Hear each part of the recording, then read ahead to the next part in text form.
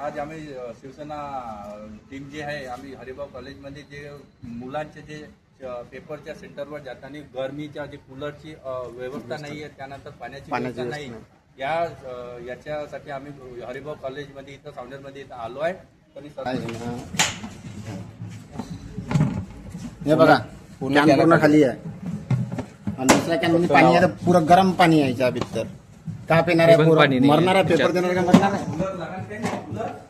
या शिक्षण व्यवस्थेत होत आहे जिथे सेंटरवर तर काय कुठल्या कुठल्या गोष्टीचा अभाव होत आहे. गरम होत आहे, खूप गरमी होत आहे. त्यानंतर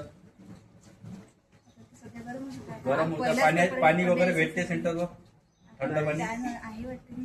नाही, ते खाली खाली म्हणजे स्वतःच्या बॉटला घेऊन. आज पहिला दिवस आहे आज पहिला दिवस आहे.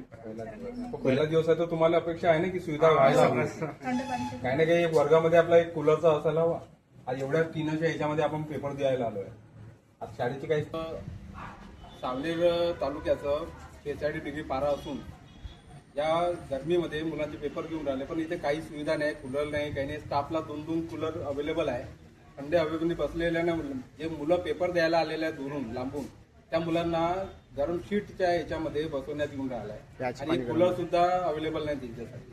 आज हे 46 डिग्री पाऱ्यामध्ये आज जीवघेणी हे चालू आहे, प्रकरण चालू आहे इथे. आणि पाण्याच्या कॅना पूर्ण खाली बसलेल्या आपण पाहू शकतो यामध्ये. या बघूया, पूर्ण पाण्याच्या कॅना खाली पडलेल्या आहे आणि एक कॅन होत आहे